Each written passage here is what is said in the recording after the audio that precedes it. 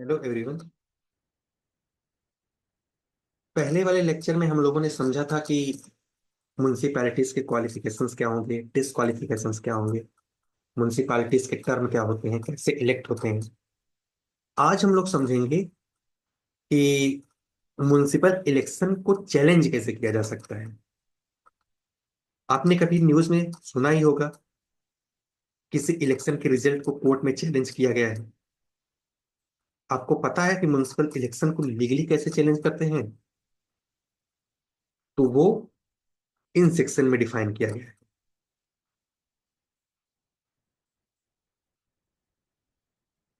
Municipalities में fair election को ensure करने के लिए एक प्रॉपर लीगल मैकेनिज्म बनाई गई है जो प्रोवाइड करता है।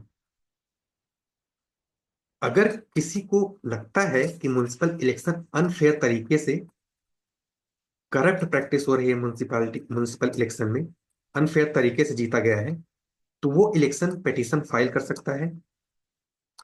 और ये पावर उसे कहाँ दिया गया है? सेक्शन 19 में, जिसमें लिखा है कि म्युनिसिपल इलेक्शन को कि रिजल्ट को चैलेंज करने का अधिकार सिर्फ इलेक्शन पिटीशन के जरिए ही हो सकता है। ठीक। तो हम लोग आज सेक्शन 19 को देखेंगे और करप्ट प्रैक्टिस क्या होती है इसको भी समझेंगे। तो चलिए हम लोग समझते हैं कि कौन से ग्राउंड पे इलेक्शन पिटीशन फाइल किया जा सकता है, इलेक्शन को क्वेश्चन किया जा सकता है, उसको चैलेंज किया जा सकता है। ठीक। तो जिसमें सबसे पहला है करप्ट प्रैक्टिस। ठीक है, इसको हम लोग डिटेल में और समझेंगे जो सेक्शन 28 में दिया गया है इसके बाद। तो करप्ट प्रैक्टिस क्या है? If the elected candidate has engaged in corrupt practice during or related to the election process। अगर इलेक्शन प्रोसेस के दौरान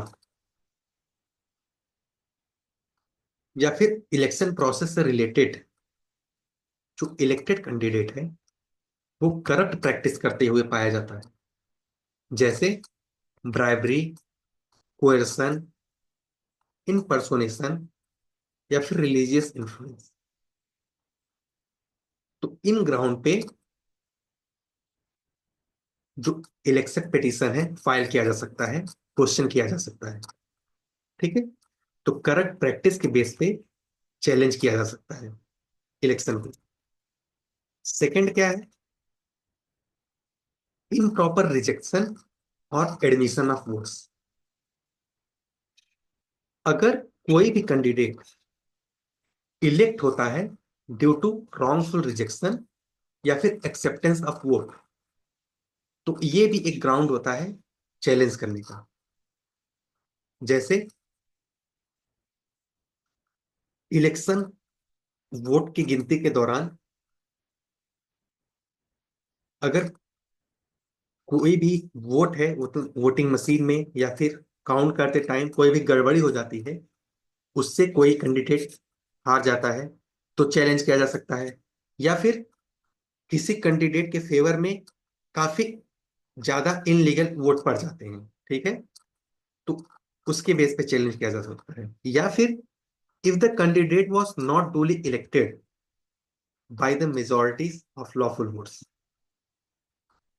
ठीक। जो कैंडिडेट जो इलेक्ट हुआ है, जो विनर हुआ है, वो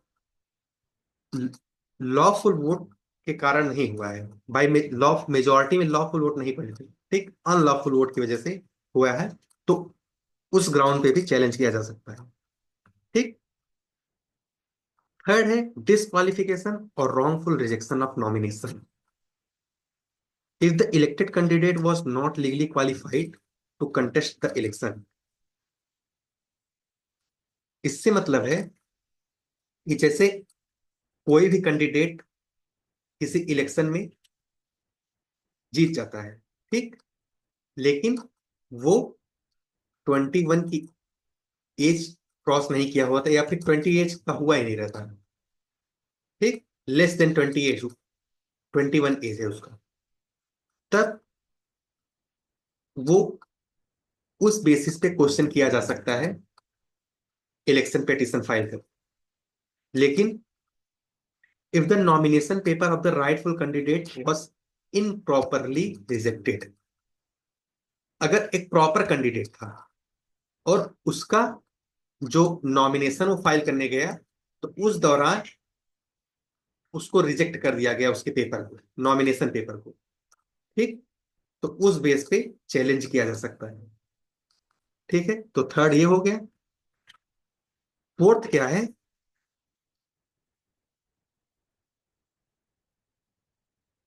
फोर्थ है, अब अगला है ground that can not be use to challenge an election. देखिए, ऊपर हम लोगों ने तीन ग्राउंड देखे, जैसे corrupt practice, improper rejection of admission of votes, disqualification और रॉन्गफुल रिजेक्शन और नॉमिनेशन।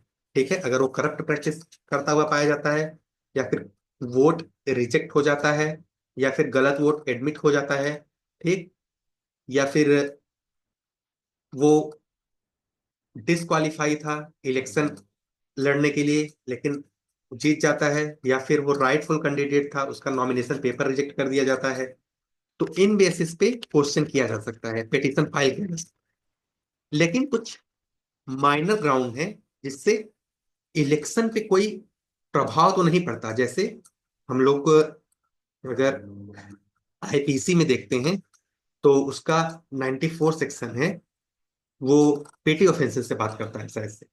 तो अगर कोई ऐसा माइनर मिस्टेक है जिससे इलेक्शन पे कुछ प्रभाव नहीं पड़ता, तो उसके बेस पे चैलेंज नहीं किया जा सकता। उसमें क्या क्या है? Error in the voters list, ठीक, एक अगर कोई क्वालिफाइड वोटर्स हैं और उसका नाम वोटर लिस्ट में नहीं है, ठीक, इलेक्टोरल रोल में उसका नाम नहीं आता है, तो उस बेस पे चैलेंज नहीं कर सकते। या फिर कोई अनक्वालिफाइड वोटर्स था, उसका नाम इंक्लूड कर दिया जाता है और वो वोट दे भी देता है इलेक्टोरल रोल में, ठीक, इलेक्टोरल रोल में उसका नाम आ जाता है तो वो अनक्वालिफाइड है, तो उस बेस पे चैलेंज नहीं कर सकते, ठीक। या फिर माइनर प्रोसीजरल मिस्टेक है, जैसे जो कोई माइनर नॉन कंप्लायंस हुआ है इलेक्शन रूल से रिलेटेड, जिससे इलेक्शन पे कोई प्रभाव नहीं हुआ है, ठीक, या फिर क्लैरिकल मिस्टेक हो गया है, या फिर फॉर्म में एरर हो गया है, ठीक, इनरेगुलरिटीज कुछ हो गई हैं। लेकिन इन सबसे मेन चीज ये है कि उस पे इलेक्शन पे कोई इसका प्रभाव नहीं होना चाहिए, तब तो चैलेंज नहीं किया जा सकता, ठीक, unless these इनरेगुलरिटीज have material affect the election result. ठीक, लास्ट पॉइंट यही कहता है कि उस पे इलेक्शन पे कुछ इसका इफेक्ट नहीं आना चाहिए इन सभी मिस्टेक से, तो इनको चैलेंज नहीं किया जाता। अब हम लोग समझते हैं करप्ट प्रैक्टिस क्या है, जो सेक्शन 28 में दिया गया है।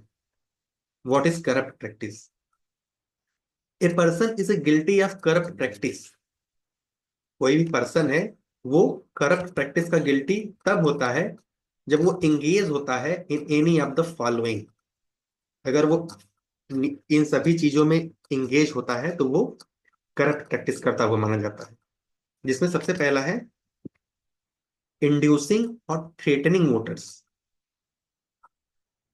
जैसे वो फ्रॉड कर रहा हो, या फिर कोएर्सन कर रहा हो, मिसरिप्रेजेंटेशन कर रहा हो, या थ्रेट कर रहा हो, to force someone to vote or refrain from the voting for the candidate।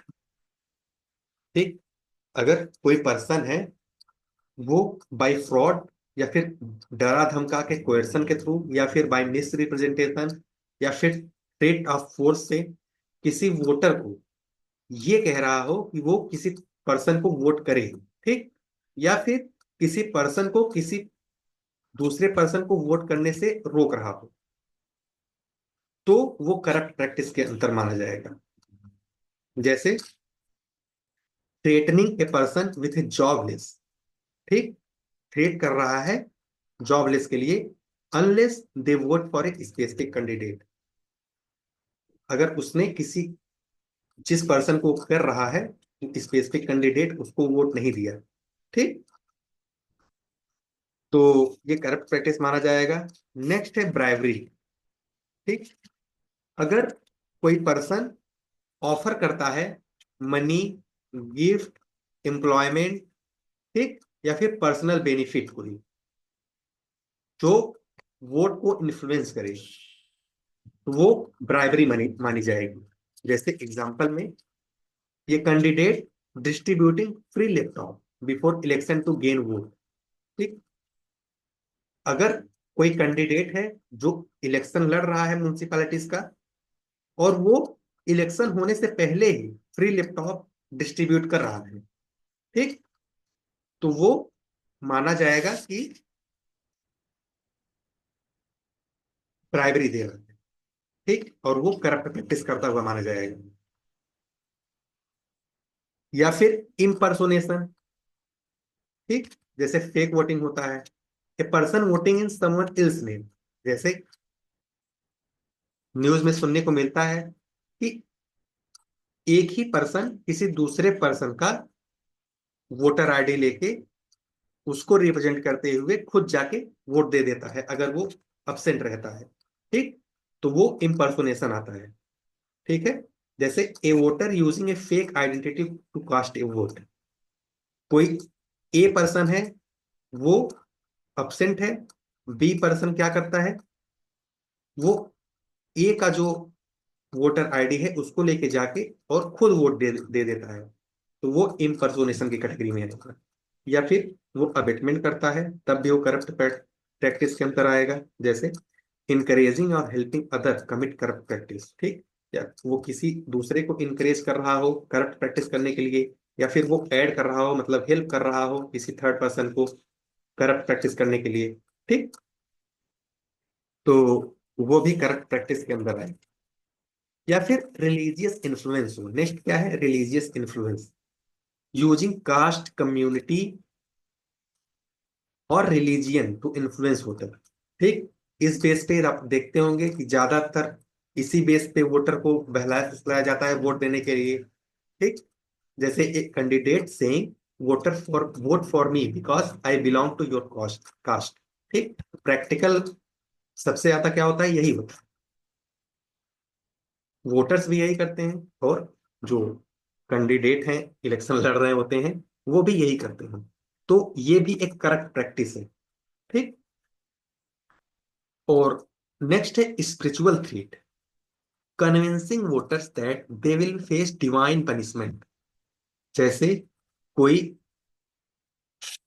Candidate है, वो किसी वोटर को कहता है कि अगर आपने मुझे वोट नहीं दिया तो भगवान आपको सजा देंगे, डिवाइन पनिशमेंट आपको मिलेगी। ठीक, तो ये भी एक करप्ट प्रैक्टिस आता है। एग्जाम्पल आप लोग दे सकते हैं, those who do not support this candidate will be cursed. ठीक, तो ये भी एक करप्ट प्रैक्टिस है। और other practices defined by the government. ठीक, अदर प्रैक्टिसेस क्या होंगी, the state government can define additional to the correct कर।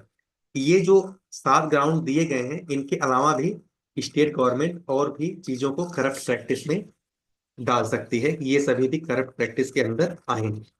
ठीक है, और जो भी करप्ट ये ग्राउंड है करप्ट प्रैक्टिस के, ये करते हुए कोई पाया जाता है तो उस बेस पे उसको चैलेंज किया जा सकता है सेक्शन 19 में। ठीक, बाय इलेक्शन पेटिशन। ठीक, इलेक्शन पेटिशन के थ्रू उसको चैलेंज किया जा सकता है, क्वेश्चन किया जा सकता है। तो आज के लिए इतना ही। ठीक, थैंक यू सो मच।